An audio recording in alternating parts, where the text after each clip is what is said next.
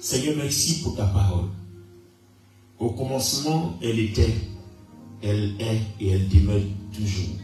Père, nous te donnons toute gloire et nous prions que, au nom puissant de Jésus-Christ de Nazareth, tu nous diriges, corps, âme et esprit, tu prennes le contrôle de tout par ton esprit et tu nous annonces ta parole avec vie.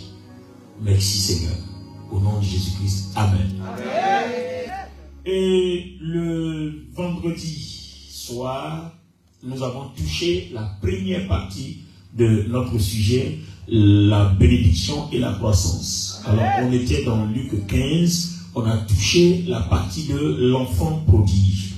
Et nous avons montré un peu comment Dieu se manifeste, comment il faut avoir une relation avec son Père en tant que fils, comment il peut avoir une relation avec son Père en tant que serviteur, et comment il ne faut pas être rebelle, comment il ne faut pas demander son héritage avant le temps, comment il faut avoir une éducation pour savoir gérer ce que Dieu nous donne. Et nous avons vu aussi la manifestation de l'amour de Dieu dans la dernière partie, et c'est là que je vais commencer pour enchaîner avec la relation que le second fils, le fils aîné, avait avec son père et les privilèges qui l'ont accompagné. Et je sais que le Seigneur va nous bénir ce matin à ce premier culte. Amen. Alors, Luc, le chapitre 15, je vais lire la version parole vivante à partir du verset 11. Amen. Alors, suivons attentivement. Alléluia. Amen. Puis il poursuivit. Un homme avait 2 fils. Le plus jeune lui dit, mon père, donne-moi ma part d'héritage, celle qui doit me revenir un jour. Et le père fait le partage de ses biens entre ses 2 fils. Quelques jours plus tard, le cadet vend tout ce qui est à lui et part au loin dans un pays étranger. Là, il gaspille sa fortune en menant grande vie. Quand il n'a plus un sou vaillant, une grande famine survient dans ce pays-là. Et il commence à connaître les privations. Alors, il va se faire embaucher par l'un des prestataires de la contrée. Celui-ci l'envoie dans sa ferme garder les cochons. Le jeune homme aurait bien voulu apaiser sa faim avec les cosses des carouches que mangeaient les bêtes, mais personne ne lui en donnait. Verset 17. Alors, il fait un retour sur lui-même et se met à réfléchir à sa situation. Il se dit, tous les travailleurs agricoles de mon père peuvent manger autant qu'ils veulent, alors que moi, je suis ici à mourir de faim. Je vais me mettre en route. J'irai trouver mon père et je lui dirai, mon père, j'ai péché envers Dieu et envers toi. Je ne mérite plus d'être considéré comme ton fils. Accepte-moi comme l'un de tes ouvriers. Il se met donc en route pour se rendre chez son père. Comme il se trouve encore à une bonne distance de la maison, son père l'aperçut. Il est pris d'une profonde pitié pour lui. Il court à sa rencontre, à la rencontre de son enfant, se jette à son cou et l'embrasse longuement. Le fils lui dit, mon père, j'ai péché envers Dieu et envers toi. Je ne mérite plus d'être considéré comme ton fils. Mais le père dit à ses serviteurs, allez vite chercher un habit, le meilleur que vous trouverez, et mettez-le lui. Passez-lui une bague au doigt et chaussez-le de sandales. Amenez le veau que nous avons engraissé et tuez-le. Nous allons faire un grand festin et nous réjouir. Car voici, pour moi, mon fils, il est mort et voilà, il est revenu à la vie. Il était perdu et voici, il est retrouvé. Et il commence à se réjouir et à festoyer. Amen. Amen. Alors, chers amis, Mélissa, voici la dernière partie. On ne va pas revenir sur ce qu'on a déjà dit vendredi. Voilà, le message est là en direct, tout le monde peut suivre. Mais regardez là, la rencontre de ce fils impoli, rebelle, qui n'a pas voulu l'éducation de la maison. On pensait que à son retour, le père allait le rejeter, puisque la fortune que le Père a mis à sa disposition, il l'a gaspillé auprès des prostituées. Alors, imaginez-vous que votre Père travaille dur. Il engendre des richesses. Et vous venez à cause de ce que vous ne voulez pas vous soumettre à l'éducation de la maison. Vous venez prendre l'argent, vous allez mener dans une vie auprès des prostituées. Et quand vous finissez, vous revenez. Et au lieu qu'on vous jette à la porte avec de belles paires de gifles, le Père saute au cou de son fils. Le Père l'embrasse. Le Père prend pitié pour lui. Le Père ordonne qu'on change ses habits qui sont en putréfaction, qui ont une odeur nauséabonde. Le Père ordonne qu'on lui porte une bague au doigt, parce qu'à l'époque, les fils sont reconnus par la bague. Vous voyez, quand vous allez chez le roi, les enfants du roi portent une bague. Quand on voit la bague, on sait que lui, là, c'est un enfant du roi. Donc quand on voit ton doigt, la bague montre de qui il est fils. Donc portez-lui une bague. Donc le Père lui redonne, lui confère encore l'autorité de fils, la grâce d'être fils. Et regardez encore, il dit, le veau que nous avons engraissé, non seulement il a tout gaspillé, et on va lui faire un festin avec le veau engraissé. Ceux qui sont dans la maison, on leur a pas fait un festin avec le veau engraissé. Le bandit là, on lui fait un festin avec le veau engraissé. Je suis en train de confesser l'amour de Dieu pour quelqu'un. Je suis en train de confesser, déclarer l'amour inconditionnel de Dieu. C'est comme ça que Dieu nous aime. Peu importe ce que nous sommes, peu importe ce que nous avons fait, si nous reconnaissons nos fautes, si nous reconnaissons notre tort que nous revenons, Dieu nous prendra. Il changera nos vêtements. Dieu nous prendra. Il enlèvera les mauvaises odeurs. Dieu nous prendra. Il nous donnera une bague qui donne l'identité que nous sommes enfants de Dieu. Le Seigneur Dieu est aimable. Dieu n'arrêtera pas de t'aimer. Il faut que quelqu'un comprenne, pardon, que Dieu ne va jamais arrêter de t'aimer. Bon, on a entendu plusieurs prophéties. Dieu va faire ici, Dieu va faire tant, Dieu va te tuer, Dieu va te maudire. D'accord. Mais ce que moi je sais, si Dieu t'a maudit, c'est que tu n'es pas du tout mécontent. Oui. Si Dieu, au stade où on est, où Christ a payé le prix à la croix, c'est-à-dire la grâce sous laquelle nous sommes, si Dieu t'a frappé, c'est que tu n'es pas mécontent. Regardez le Fils. Il dit, il rentra en lui-même. Il dit, mais attends, je suis ici, même la nourriture des porcs, on ne peut pas me donner. Je n'ai pas à manger, je souffre après avoir gaspillé mon héritage. Je veux même manger la nourriture des cochons. Les cochons là se nourrissent de nos déchets. Vous avez vu les porcs là? Les porcs là, ils mangent les déchets. Enfin, excusez-moi une parenthèse, caca. Amen. Donc, le genre de nourriture qu'on donne à ce genre d'animaux, l'enfant là veut manger ça parce que c'est chaud. Alors, quand Dieu te frappe jusqu'à ce niveau, il faut que tu entres en toi. Et ta repentance va déterminer ta réconciliation avec Dieu. Et il dit, chez mon père, même les ouvriers que moi je gardais quand j'étais chez mon père, ils mangent bien. Ils mangent comme des boss. Ils mangent comme des gens riches, des gens fortunés. Je m'en vais vers mon père. Je retourne vers mon papa. L'humilité précède la gloire. Je m'en vais vers mon père.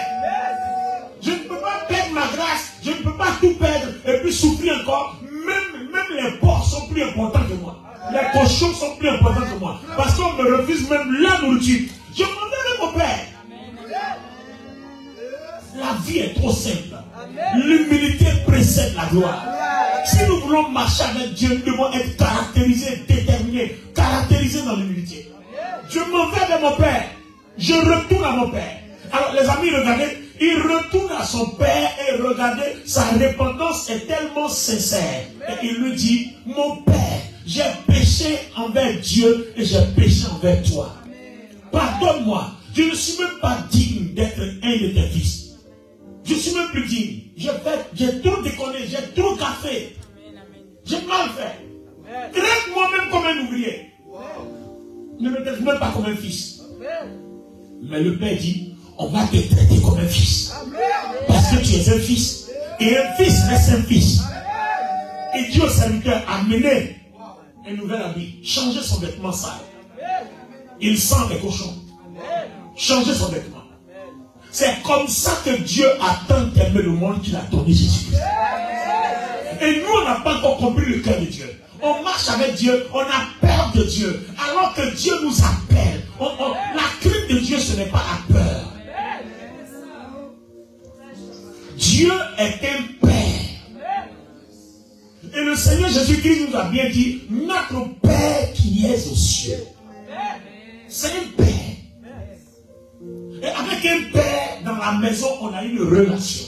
Un fils doit avoir une relation avec son Père. Un fils qui n'a pas de relation avec son Père perd tout comme ce fils-là.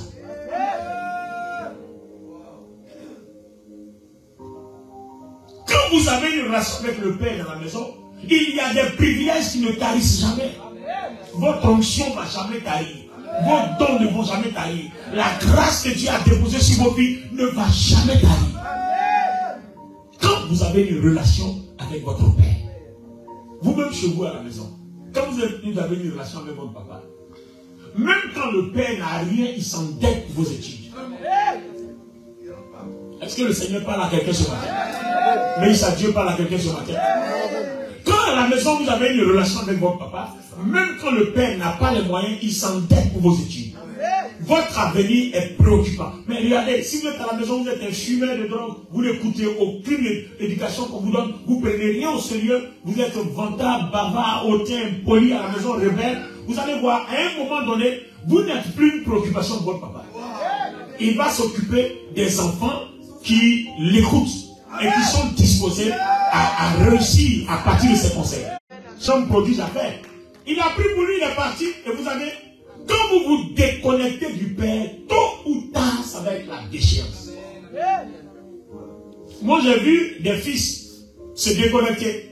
Et puis je vois, il y a des langages, oui, ça marche pour nous, ça. Mais ça marche pour toi, ça vous combien de temps? Non, la vie n'est pas encore finie. Hein. La vie continue.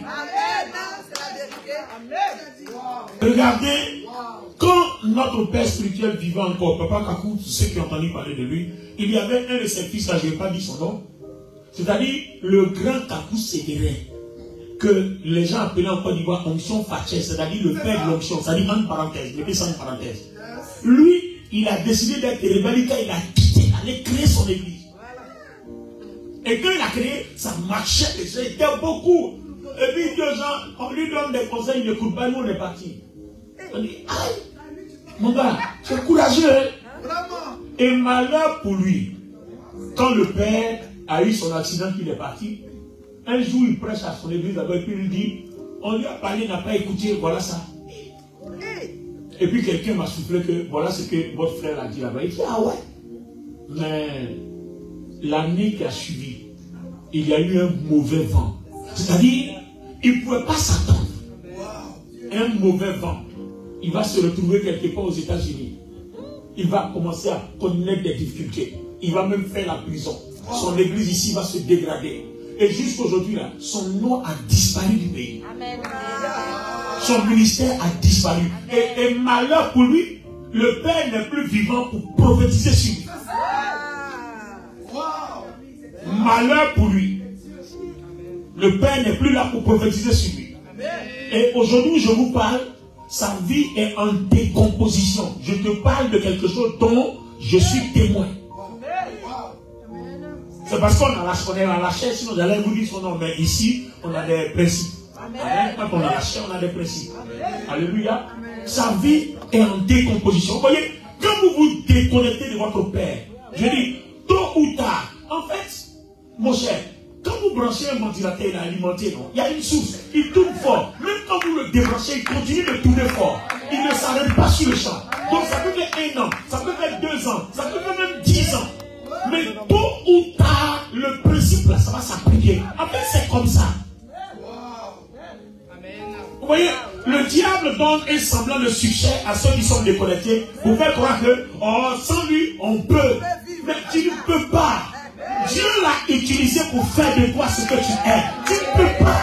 Tu vas commencer, mais tu ne vas pas terminer. C'est comme ça, c'est le principe. Tu ne peux pas. Si tu veux, je te lance un défi. Va dans les airs. Mais tu ne peux pas, c'est comme ça. Ce fils-là, son papa, la richesse acquise là, c'est son papa qui a travaillé puis on lui a donné. Toi, tu bénéficies de quelque chose pour laquelle j'ai saigné. Et puis tu es là-bas, tu tapes ta poitrine alors que tu n'as rien bâti.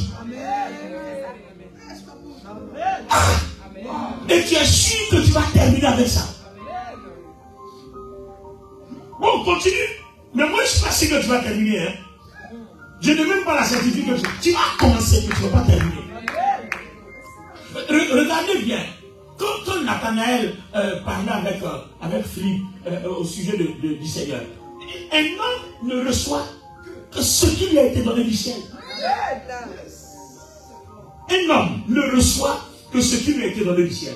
Si le ciel n'a pas décidé que toi tu passes par ce chemin-là, commence. Le diable va te blaguer en te donnant du succès, mais c'est pour te pousser à persévérer dans la mauvaise voie, ou mieux, pour que tu tombes très bien devant là. Pour que tu tombes très mal devant. C'est comme ça. La rébellion ne profite à personne. L'impolitesse ne profite à personne. L'orgueil ne profite à personne. Mais la relation profite à tous ceux qui sont en connexion.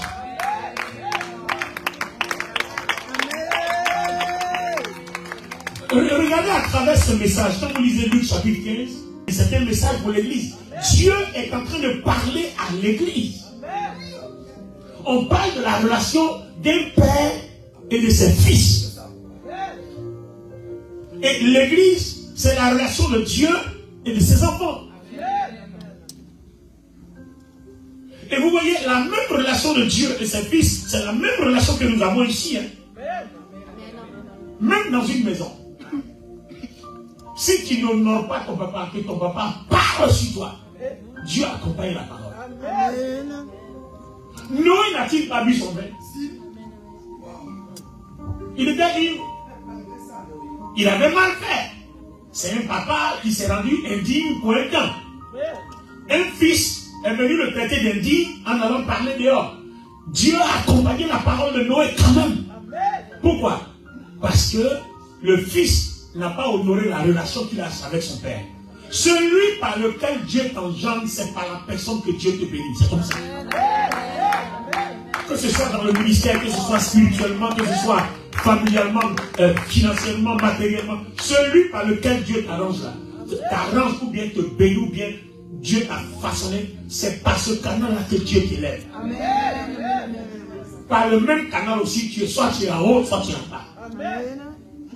Si vous connaissez ces principes-là, vous n'avez plus de problème avec quelqu'un. C'est pour ça que Dieu, pour bénir ses enfants, il passe par des relations. On a la relation de serviteur, et puis on a la relation de fils. Regardez dans une maison. Quand vous prenez même Jean chapitre 15, le verset 15, le Seigneur Jésus dit, je ne vous appelle plus serviteur, mais je vous appelle ami. Parce que le serviteur ne sait pas ce que son maître fait. Dans une maison, quand vous prenez le serviteur, et puis soit le majordome, ou bien vous prenez le fils, est-ce que le majordome ira dans la chambre du papa? Mais non. Parce que la catégorie de relation ne lui permet pas d'aller au-delà d'une certaine intimité. Donc vous voyez, la relation de serviteur a ses limites. Donc, en tant qu'enfant de Dieu, quand nous travaillons comme serviteurs ou servants de Dieu, nous devons dépasser nos limites pour aller vers le Fils. Par exemple, quand le Père est dans la chambre, le Fils peut entrer. Mais attention, il doit s'assurer que le Père n'est pas nu. Ça veut dire que la relation de Fils a aussi ses limites. Alors le Seigneur dit dans Ephésiens 5, verset 5, que vous êtes l'épouse. Donc l'église, nous là, nous sommes l'épouse de Christ. C'est-à-dire là où le fils est obligé de taper, quand l'épouse arrive, elle ne tape pas, elle rentre. Quand il s'agit ou pas, elle rentre. Parce que cette relation-là autorise les entrées sans frapper. Comment son père?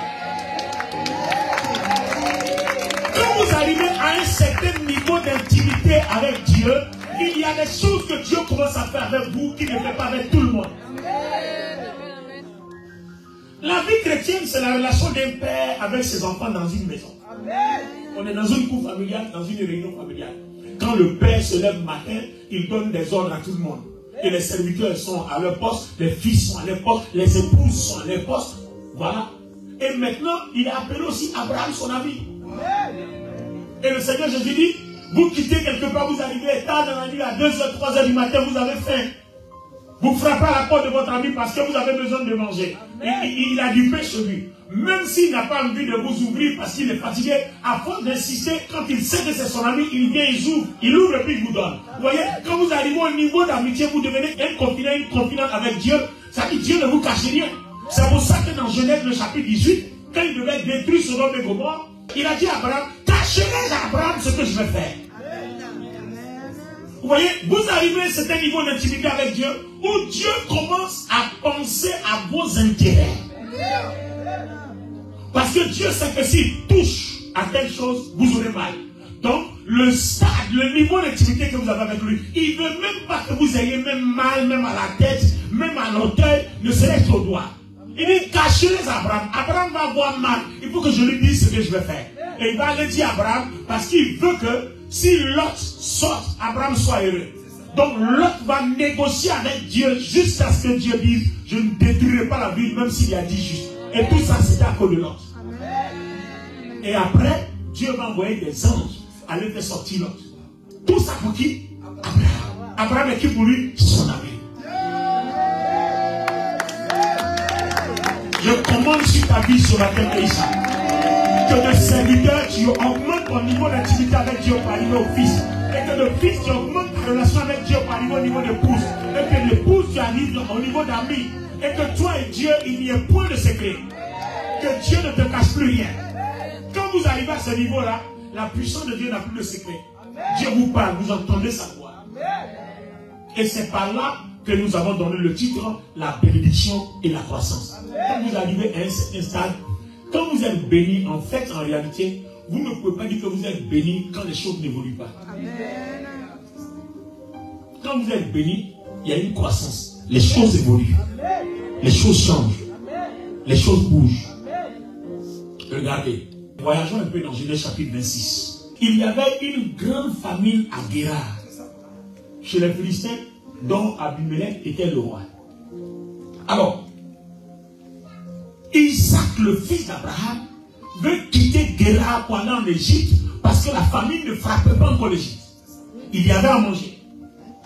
Oh my God. Alors Dieu dit à Isaac, tu ne bougeras pas. Reste à Guérard. Tu vas s'aimer là. Moi je vais te bénir à cause d'Abraham. Parce qu'Abraham est mon ami. Et comme depuis tu marches comme mon ami, toi aussi tu es mon ami. Tu es le fils de mon ami, donc tu es mon ami.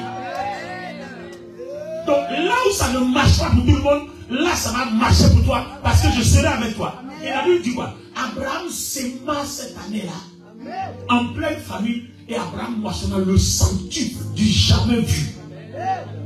En pleine famine, en pleine sécheresse.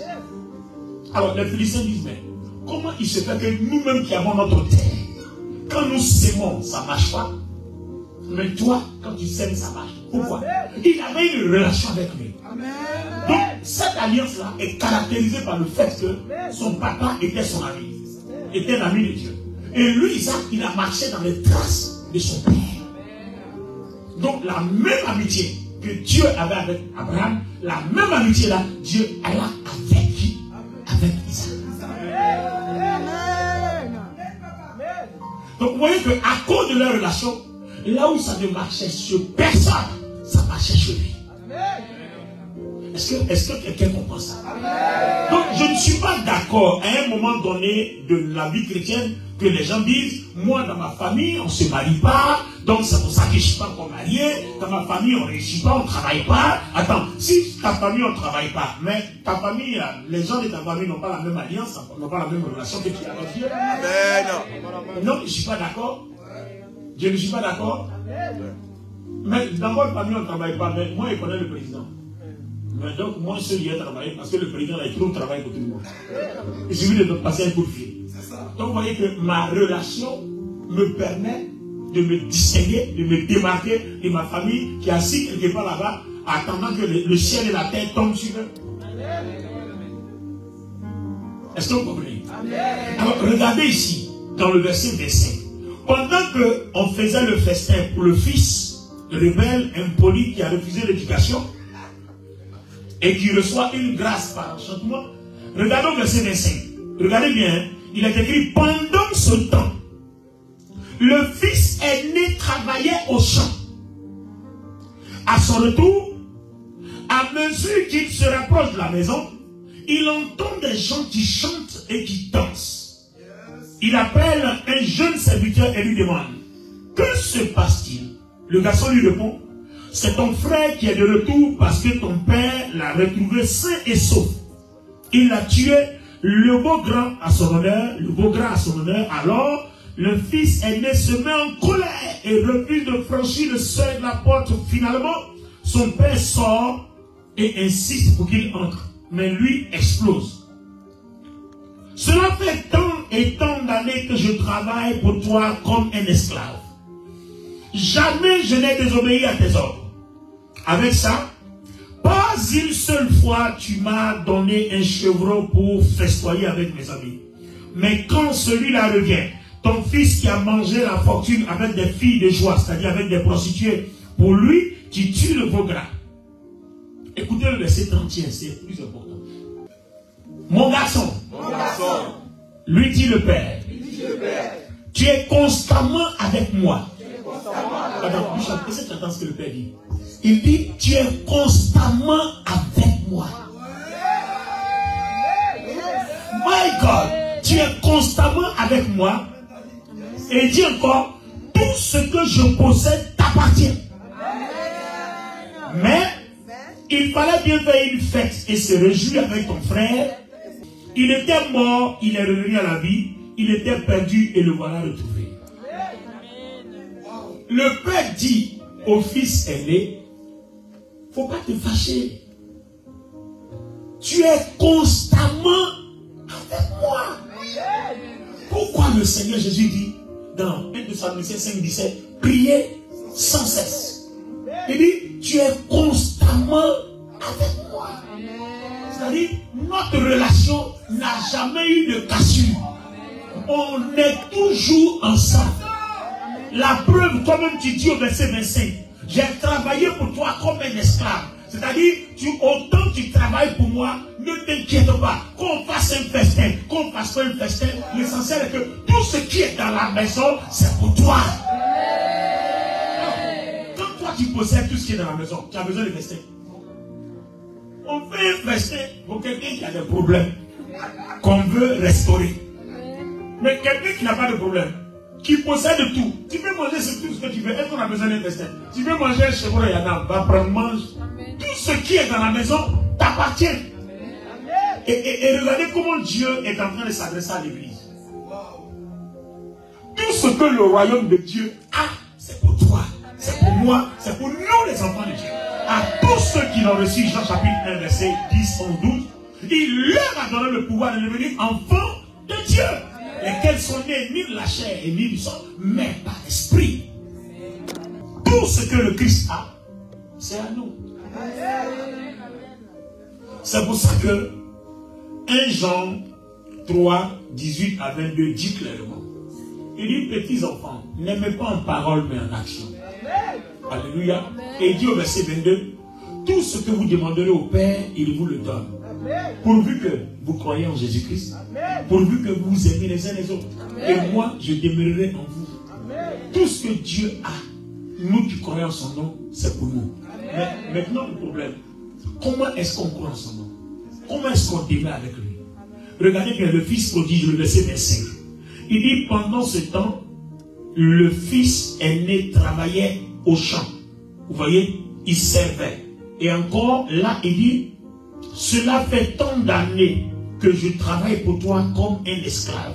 En fait, un enfant de Dieu doit servir, doit s'occuper des intérêts de son père, doit s'occuper des intérêts de Dieu. Alors, les amis, nous sommes arrivés à une phase où on va marquer une pause parce qu'on va prier. Amen. Alléluia. Amen. Ma question ce matin, quelle est la relation que tu as avec Dieu pendant que tu es dans l'église? Le Père dit, tu es constamment avec moi. Je prends par exemple, Bishop, regarde souvent, il y a des chrétiens que tu ne vas pas voir dimanche à l'église. Tu vas les appeler et puis ils vont dire, papa, tu t'es fatigué.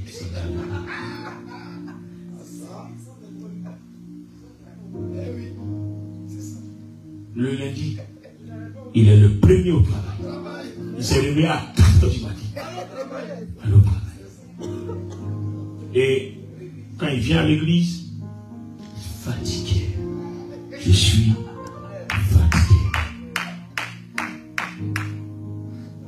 Vous voyez, ça aussi, c'est un genre de relation que tu as avec Dieu. Quand il t'attend, je suis fatigué. Mais quand ton argent t'attend au travail, malgré la fatigue, tu trouves la force et le moyen. Alors, je prends des exemples qui vont nous ouvrir les yeux. Dans une maison, le papa se lève. Il sait que tous les matins, c'est Jonas qui s'occupe des tapis. C'est Clémentine qui s'occupe des fauteuils. Hein? C'est Rosine qui doit faire le jambon et les fruits à la cuisine. D'accord? Et puis, les frères jumeaux, ils doivent aller s'occuper de l'entreprise. Bien. Et regardez bien. Entre-temps, il y a Joachim. Lui, il est couché dans la maison. Les recommandations sont données. À partir de 8h, tout le monde est en action. Et Joachim dort. Et Joachim se réveille. À midi, c'est lui qui arrive. Maman, j'ai faim. Alors dites-moi, quand ce garçon-là se présente, il dit maman, j'ai faim, on lui répond quoi? Non, de vous à moi. Soyons honnêtes, on n'a qu'à se juger nous-mêmes pour que Dieu ne nous juge pas. D'accord? Si on se juge nous-mêmes, Dieu va pas nous juger. Quand ce garçon-là se présente, il a dormi, il s'est réveillé à 10h. Les autres sont en train de bosser. Il se lève, la cuisine est propre, les fauteuils sont propres, tout est propre. C'est pas rien qu'il a fait. Donc dans la maison là-haut, nous tous on a un rapport avec le Père. Donc qui n'a qu'à aller au marché préparer, puis toi tu vas manger? Qui n'a qu'à essuyer les fauteuils, et puis toi tu vas t'asseoir pour regarder télé? Et qui va enlever les poussières qui sont sur la télé pour que toi tu sois à l'aise pour regarder une télé propre, sans tache sur l'écran? Et tu es dans la maison, hein? Quand toi tu arrives en retard à l'église, qui n'a qu'à placer les chaises et puis tu vas t'asseoir pour adorer Dieu? Pourquoi tu ne peux pas venir avant l'heure pour placer les chaises là pour que Dieu soit content de toi?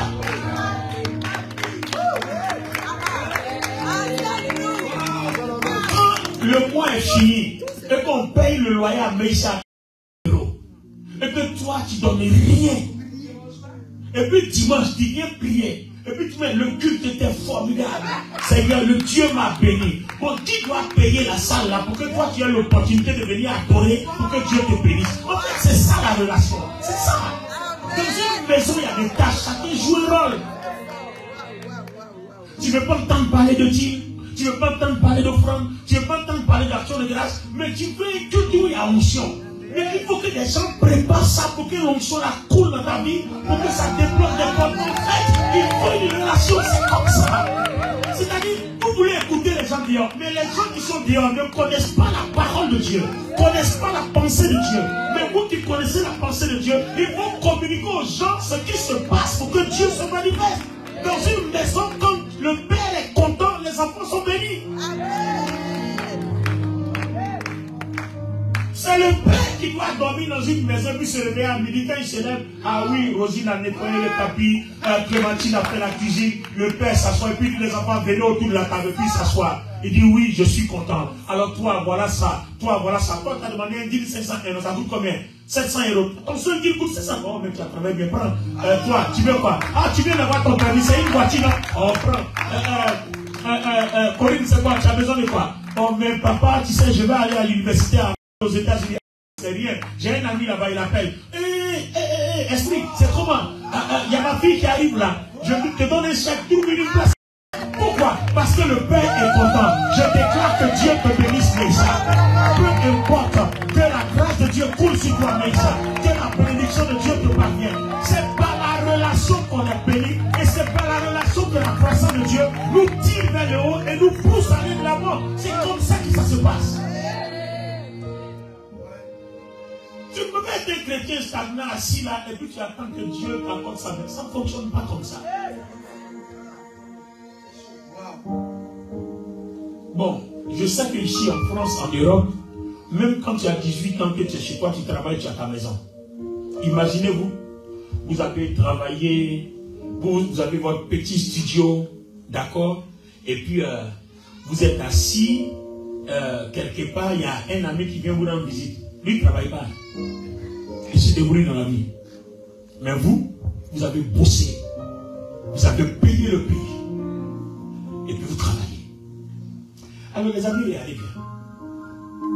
Vous allez au travail, vous venez. Votre camarade, ou bien votre copine, ou bien votre ami, s'est assis, a mis les 2 pieds sur votre fauteuil que vous avez bien nettoyé. Vous venez de dépenser 3 000 € pour payer votre canapé.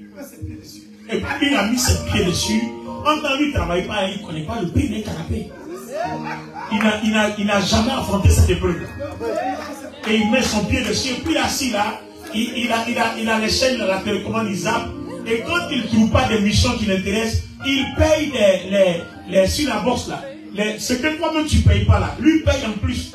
Parce que ton forfait c'est 30 €, mais lui va regarder des films qui font 10 €, 20 €, comme il n'y en a pas, et puis il paye ta partie vient à 70 €. Bon, dites-moi, cette relation là, est-ce que ça va bien se terminer dans la maison? Donc, vous voyez, c'est comme ça que Dieu marche avec nous à l'église. Quand vous êtes à l'église, pourquoi la Bible dit maudit soit celui qui fait l'œuvre de Dieu avec négligence?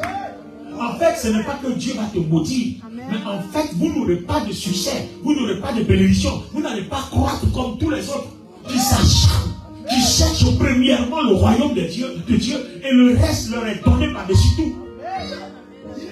Il dit cherchez premièrement le royaume et sa justice, et le reste vous sera donné.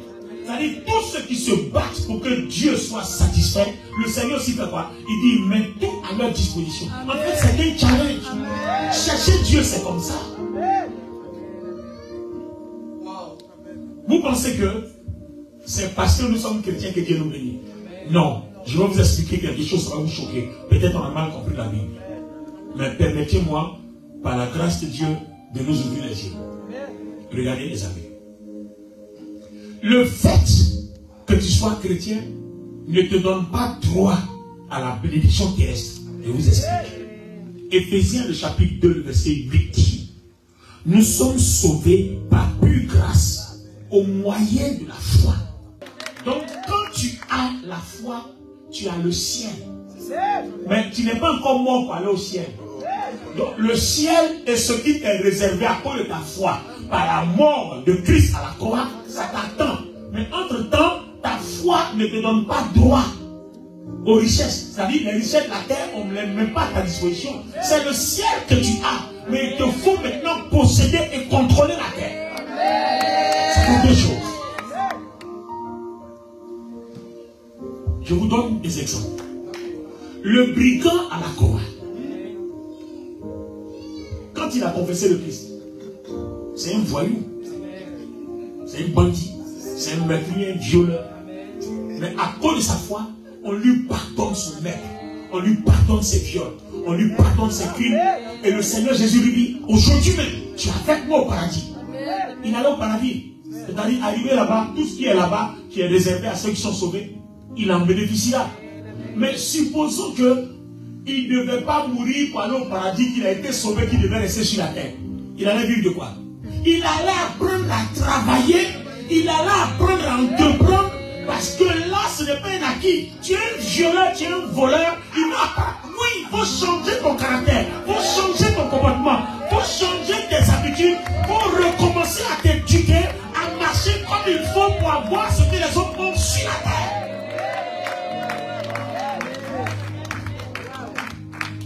Vous comprenez? Donc Dieu ne te bénit pas parce que tu es chrétien. Tu as le ciel. C'est une bénédiction qui t'attend. Mais tu n'es pas comme moi. La trompette n'est pas encore sonnée. On est encore sur la terre. Donc, on possède déjà le ciel. Mais il faudra maintenant posséder la terre. Et pour posséder la terre, il faut que Dieu nous accompagne dans le processus. Et pour que Dieu nous accompagne, on doit avoir une relation avec lui.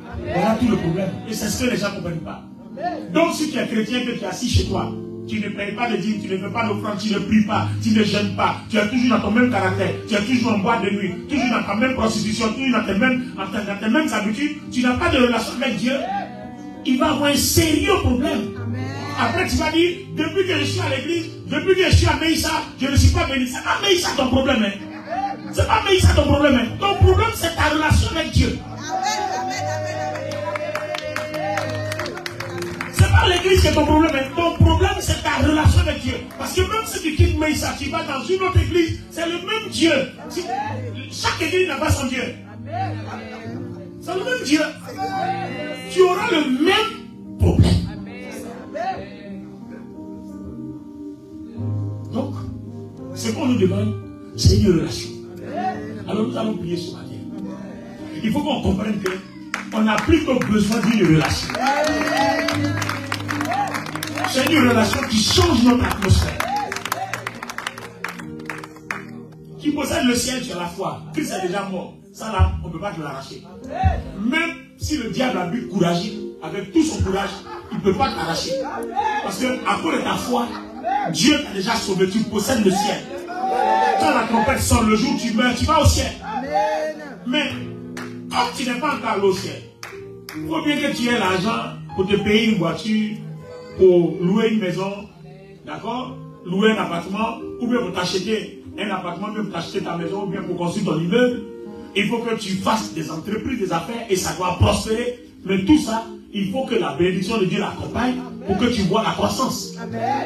Et pour cela, il te faudra une relation. Abraham avait une relation avec Dieu et ça a été sur Isaac. Isaac aussi a suivi et il a accompli la relation que son père avait avec Dieu. Et en pleine famille, pendant que tout sèche, pour lui marche. C'est-à-dire, pour lui être béni. C'est-à-dire, il a la croissance, même dans les difficultés, il a la croissance. Même dans les difficultés, il a la croissance. Parce qu'il a une relation avec Dieu. Quand Dieu ne parlait à personne, Dieu lui parlait. Parce qu'il a une relation. Dans la maison, là, quand vous êtes impoli, le père ne vous parle pas. Hein? Non, hein? Ah, ou bien vous n'avez pas remarqué? On a remarqué ça. Vous n'avez pas remarqué? Quand vous êtes impoli dans la maison, le père ne vous parle pas. Qui est-ce qui demandé ça?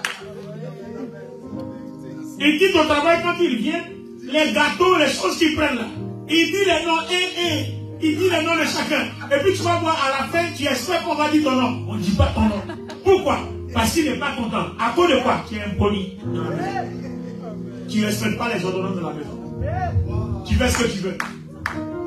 Les autres sortent, ils rentrent à 22h au plus tard. Toi, tu rentres à 2h du matin, c'est toi qui viens réveiller les gens, tu viens frapper la porte. Pourtant, tu n'as pas chez toi.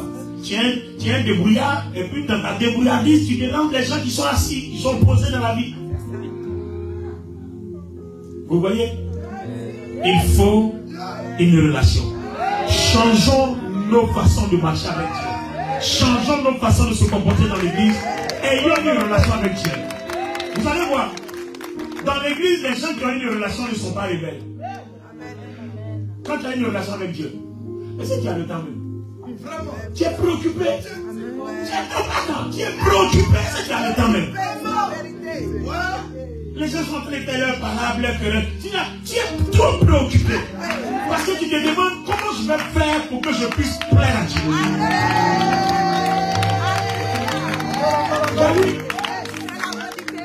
Tu n'as même pas le même problème que les gens développent. Oui, tu es trop préoccupé. Lisez 1 Jean 3. Il dit quoi? À partir du verset 22, il dit tout ce que vous demanderez, je vous l'accorderai. Il a donné des conditions. Il dit, si vous croyez en Jésus-Christ, si vous vous aimez, et si vous faites ce qui m'est agréable.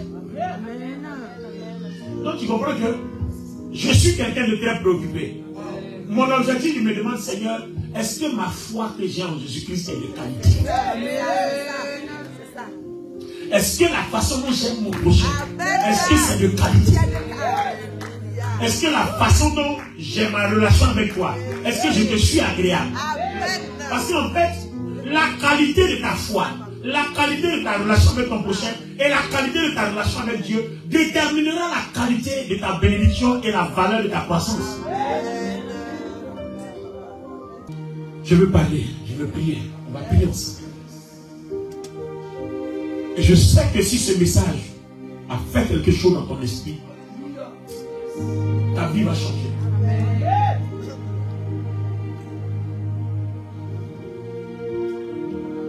La présence de Dieu est ici. Et le Seigneur confirme sa parole.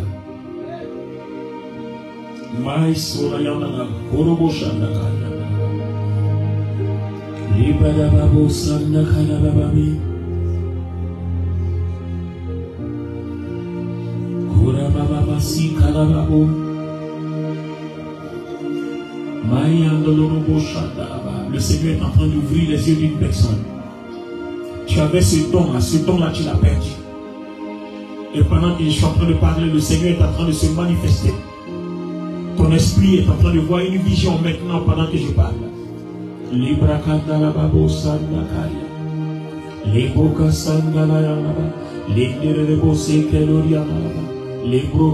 kalababo shanda kalaba, les keterebo shanda laraba, makalaba, lokara yandalaba. Fais-moi venir la secrétaire en blanc.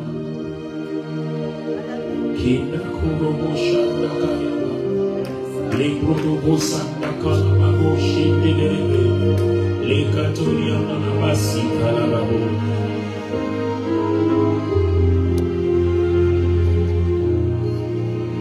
Le Seigneur va te conduire à un autre niveau spirituel.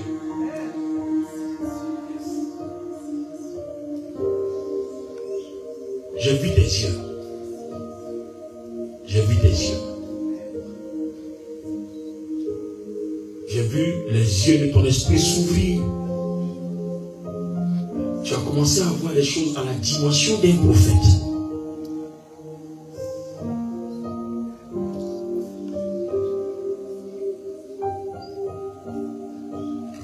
Et si tu te consacres à Dieu, tu sais ce que Dieu va faire. Tu vas être même capable de connaître les noms des gens que tu n'as jamais vus. Le jour où tu les rencontres, tu vas lui dire, tu t'appelles tant. C'est ce que je suis en train de voir. Ça peut paraître trop énorme, mais devant Dieu, c'est trop petit. J'ai vu les yeux de cette femme. Qu'est-ce qu'elle fait dans l'église? Responsable du service. Ça fait 10 ans qu'elle est ici. Elle va servir Dieu à vos côtés.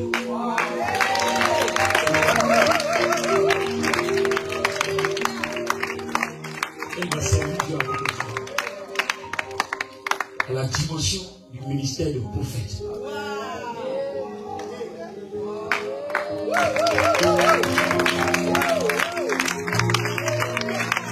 Encadrez là parce qu'elle vous sera très utile. Je dis très utile. Encadrez là. À cause de la révélation va être beaucoup attaquée, mais votre encadrement va l'aider. Si vous le pouvez, de temps en temps, convoquez la prière avec elle. Prier avec elle.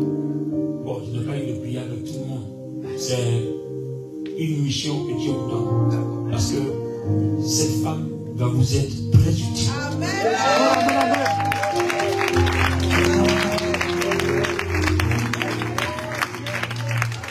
Je ne sais pas si ce que je dis signifie quelque chose pour elle. Mais bon, moi je ne sais pas. Je ne suis pas ici, je vous connais pas. Je dis seulement ce que j'entends, Dieu me dit. Amen. Dans Jean, le chapitre 5, le Seigneur Jésus dit, ce que j'entends mon Père dit, c'est ce que je dis. Ce que j'entends le Seigneur me dit, c'est ce que je dis. Je ne sais pas autre chose. D'accord? Je ne sais pas si ce que je dis a un sens. Mais je vois des songes qui se réalisent. Je vois des songes. c'était, je ne sais pas, ça vous dit quelque chose ce que je dis? Ça vous dit quelque chose? Gloire à Dieu. Vous en avez parlé, très bien. Et c'était des signes qui annonçaient qu'un ministère de prophète arrive. Mais pas avec seulement une onction prophétique, mais avec un esprit de prophète.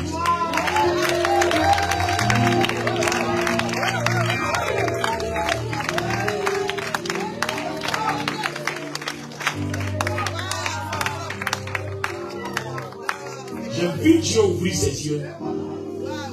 Et j'ai vu des noms des gens qu'elle disait. C'est pour ça que je dis ça. J'ai vu des noms des gens qu'elle disait.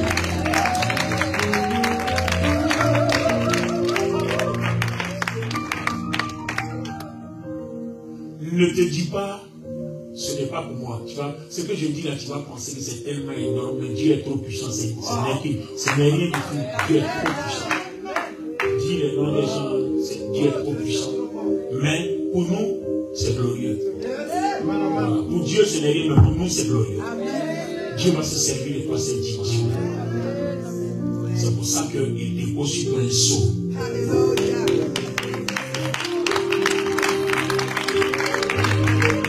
Aujourd'hui, une alliance est conclue dans le surnaturel entre Dieu et toi. Une alliance est conclue dans le surnaturel entre Dieu et toi. Et l'onction se saisit de toi aujourd'hui.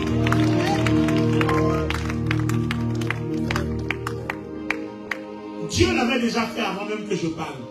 Mais c'est juste une confirmation. Avant que je parle, Dieu l'avait déjà fait. C'est juste une confirmation. C'est juste une confirmation.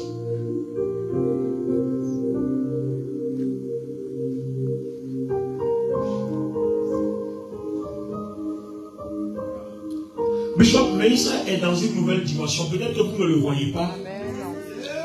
Mais ça est dans une nouvelle dimension et les choses vont se savoir dans peu de temps. Parce que le Saint-Esprit me dit de te dire qu'il confirme sa présence dans ton église.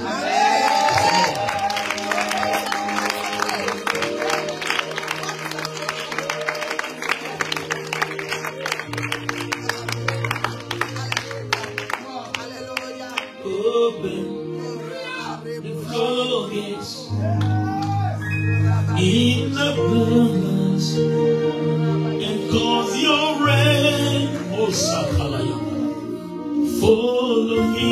Mais ça, tu peux lever les deux mains vers le Seigneur. Je vois la présence de Dieu, le Seigneur veut confirmer sa présence. In abundance. Est-ce que vous pouvez me faire venir la femme qui a monté les fantômes? Je vois l'onction de Dieu sur elle. Aidez-la pendant que vous l'amenez l'onction, elle ne pourra pas tenir. Je vois l'onction, la présence de Dieu sur sa vie. Je vois la présence de Dieu sur sa vie.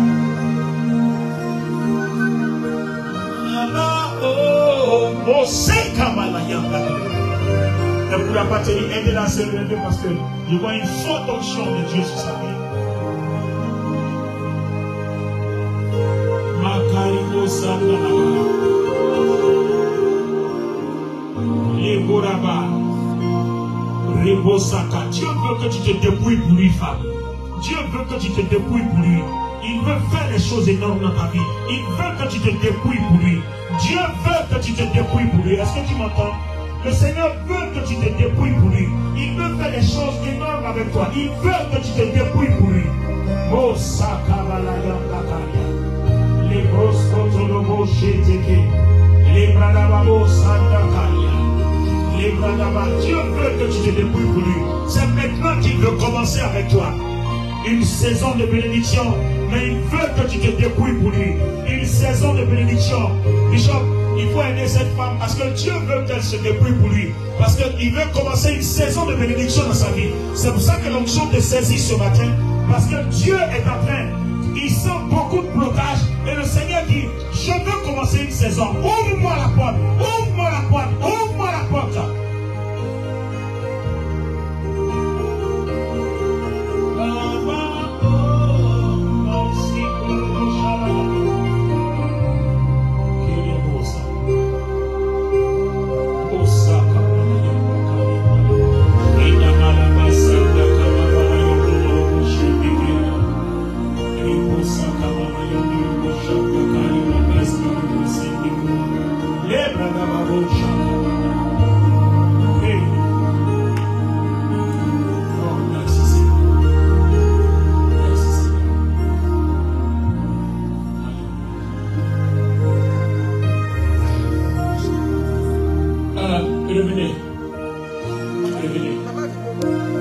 venir. L'onction ne va pas la lâcher.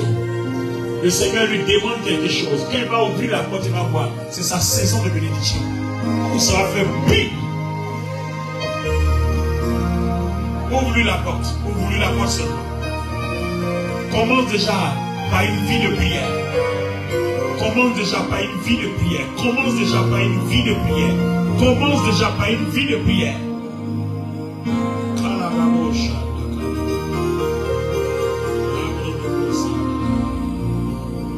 Commence par prier beaucoup, tu vas voir.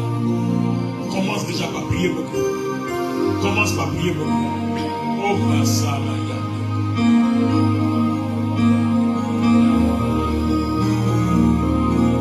Cette onction ne te lâchera pas. C'est quelque chose que tu as commencé jusqu'à ce que tu témoignes.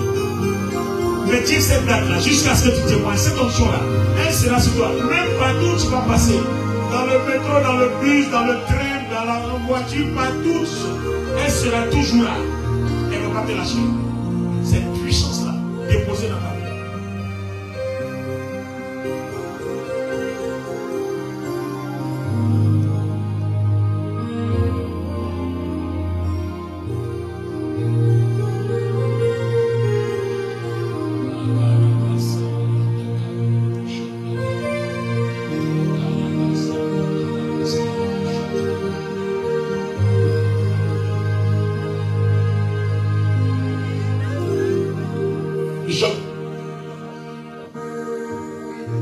Elle a arrêté devant moi et puis toute la voix que j'entends clairement lieu de rencontre. Golgotha, Golgotha. Lieu de rencontre. Golgotha, Golgotha. Lieu de rencontre. Golgotha, Golgotha.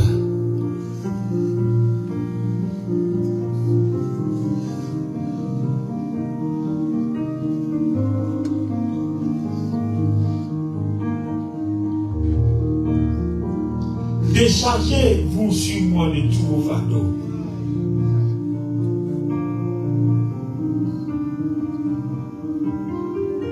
Le Seigneur t'appelle à lui faire confiance. Décharge-toi sur lui. Éloigne-toi des inquiétudes, éloigne-toi des pleurs, éloigne-toi. Décharge-toi seulement sur lui.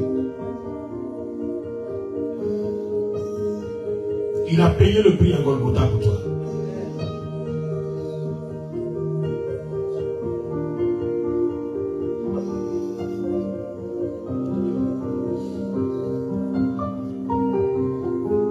Demandez-lui, elle doit payer des prix énormes dans la vie. Peut-être qu'elle ne vous dit pas. Vous savez?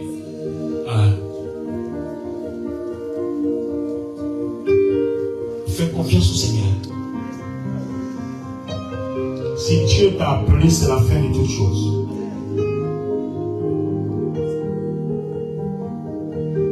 Golgotha arrête les souffrances. Golgotha arrête les souffrances. Golgotha, c'est le prix qui est déjà payé. Golgotha arrête les souffrances. Golgotha, c'est le prix qui est déjà payé.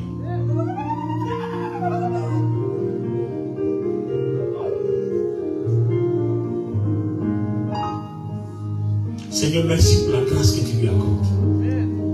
L'onction qui brise le joug. L'onction qui met fin à la souffrance. L'onction qui met fin aux épreuves. L'onction qui met fin aux difficultés. Tombe sur elle. Elle est saisie jusqu'à ce que les dernières épreuves, les derniers problèmes soient éradiqués de sa vie. Tu l'as reçu et Dieu t'accorde sa grâce ce matin.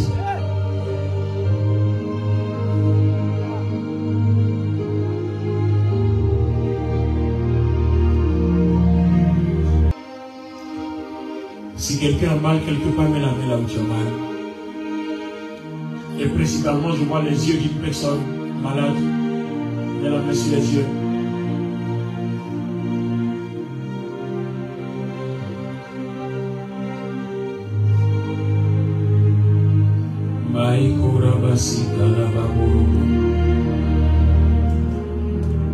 Il guérit ma solayanda la basile.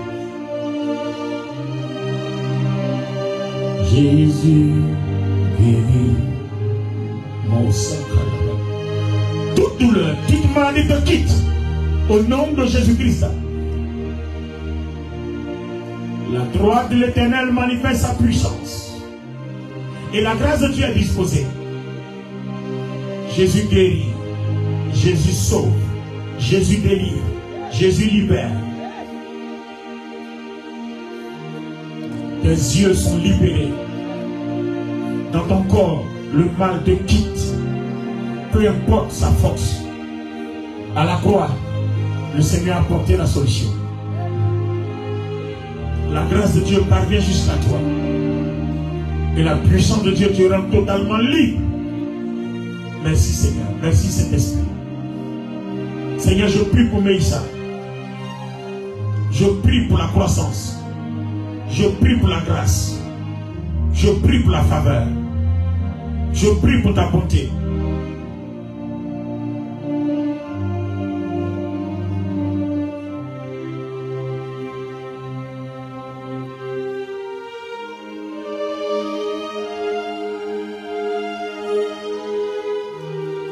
Merci Seigneur.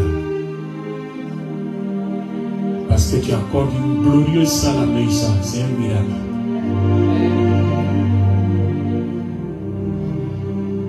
Où elle ne montera ni ne descendra. Où elle sera stable.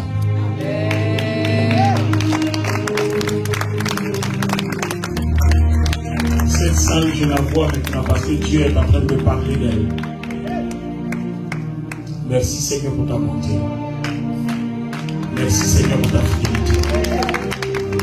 Que toute la gloire te revienne au nom puissant de Jésus de Nazareth. Et nous disons très fort Amen.